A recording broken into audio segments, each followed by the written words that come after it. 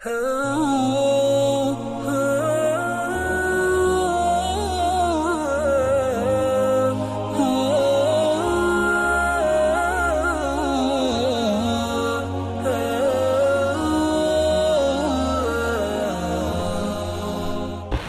بالله من الشيطان الرجيم. بسم الله الرحمن الرحيم.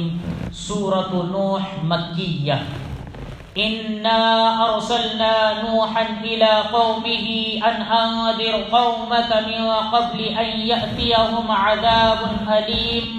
قال يا قوم إني لكم نذير مبين أن اعبدوا الله واتقوه وأطيعون يغفر لكم من ذنوبكم ويؤخركم إلى أجل مسمى إن أجل الله إذا جاء لا يؤخر لو كنتم تعلمون.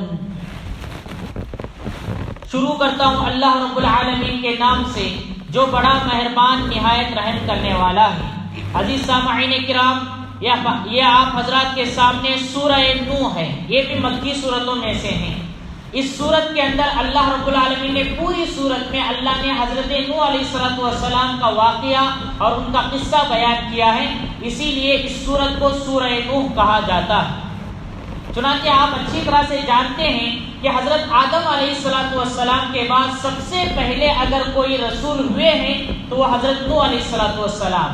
حضرت نوح علیہ السلام کو آدم ثانی بھی کہا جاتا ہے، یعنی سیکنڈ آدم ان کو کہا جاتا ہے کہ حضرت نوح علیہ السلام. اور حضرت نوح علیہ السلام جیسا کہ حضرت عبداللہ بن عباس رضی اللہ تعالی عنہ سے روایت ہے کہ حضرت نوح علیہ السلام کو اللہ تعالی نے 40 سال کی عمر میں نبوت سے نوازا تھا. پھر اس کے بعد قرآنی مطالعے سے معلوم ہوتا ہے کہ 50 کم 1000 سال اللہ تعالیٰ نے انہیں زندگی دی تھی. مطلب 950 سال اللہ تعالیٰ نے ان کو زندگی، ان کی عمر ہوئی تھی. یعنی 50 کم مطلب 1000 سال کے لیے 50 کم یہ حضرت نوح علیہ السلام کی عمر تھی. 40 سال کی عمر میں نبوت ملی تو 950 سال تک، وہاں سے لے کر گویا کہ 9 سال تک مستقل انہوں نے اللہ کی طرف لوگوں کو بلایا ہی بلایا.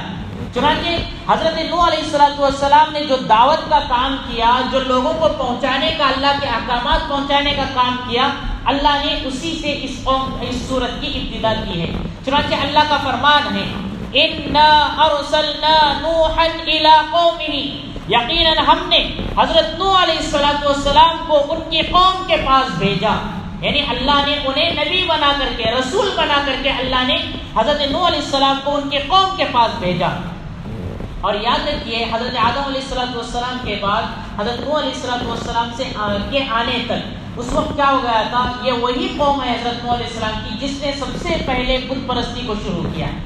بتوں کی عبادت کرنا، اس کی پوجا کرنا حضرت نوح علیہ السلام کی قوم سے شروع ہوا ہے. کیسے ہوا ہے آپ جانتے ہیں کہ حضرت آدم علیہ السلام کے بعد دھیرے دھیرے نسل بڑھتے گئی. لوگ اللہ کے فرما بردار ہی تھے، لیکن ان میں 5 لوگ ایسے تھے جو کہ اللہ کے نیک تھے.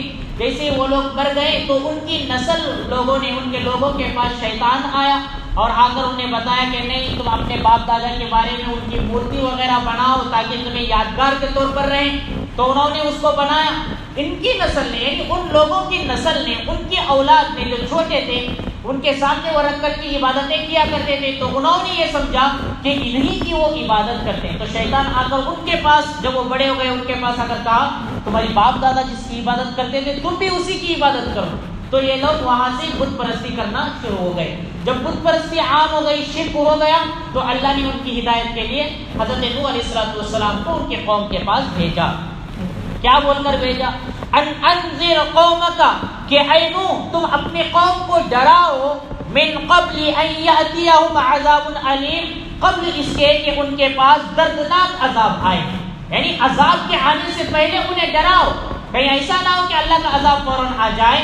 انہیں اللہ کے حکم سے ڈراؤ اور اللہ کے عذاب سے ڈراؤ اور انہیں توحید کی طرف بلاؤ، ایک اللہ کی عبادت کی طرف بلاؤ.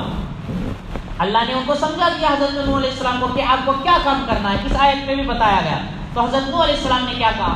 قال، تو حضرت نوح نے کہا یا قومی، اے میرے لوگ، اے میری قوم، انی لکم نذیر مبین، یقیناً میں تمہارے لیے تمہارے پاس کھلا ہوا ڈرانے والا ہوں، یعنی میں کھلم کھلا آیتیں کھول کر کے تمہیں پیش کرنے والا ہوں، اللہ کے عذاب سے تمہیں ڈرانے والا ہوں۔ ان اعبدوا اللہ، کہ تم اللہ ہی کی عبادت کرو۔ یہ توحید کی بات انہوں نے دعوت دی، لوگوں سے کہا ان اعبدوا اللہ، کہ اے لوگوں تم اللہ کی عبادت کرو، واتقوہ، اور اسی سے ڈرو، اس سے ڈرو، اس کا خوف کھاؤ، واطیعون، اور میری بات مان لو، میری اطاعت کرو، میرا کہا مان لو، یعنی اللہ کی عبادت کرو اور اللہ ہی سے ڈرو، اور اسی طرح میں اللہ کا پیغمبر ہوں، میری باتوں کو مانو، میرے مطیع بن جاؤ، میری فرما برداری کرو۔ یہ حضرت نوح علیہ السلام نے لوگوں سے کہا۔ مزید انہیں بتایا یغفر لکم من ذنوبکم، اگر تم ایسا کرو گے، اللہ کی عبادت کرو گے، اللہ سے ڈرو گے اور میری اطاعت کرو گے، یغفر لکم من ذنوبکم، تو تمہارے گناہوں کو اللہ تمہارے سے معاف کر دے گا، یغفر لکم، تمہیں سے معاف کر دے گا، من ذنوبکم، تمہارے گناہوں کو، ویؤخرکم، اور تمہیں مہلت دے گا، الی اجل مسمی، ایک مقررہ وقت تک کے لیے۔ مطلب یہ ہے کہ ہر ایک انسان کو مرنا ہے، مومن کو بھی مرنا ہے، کافر کو بھی مرنا ہے۔ مومن اگر مر جائے گا تو وہ بعد کی والی زندگی میں عیش و عشرت کی زندگی پائے گا، آرامتی پائے گا۔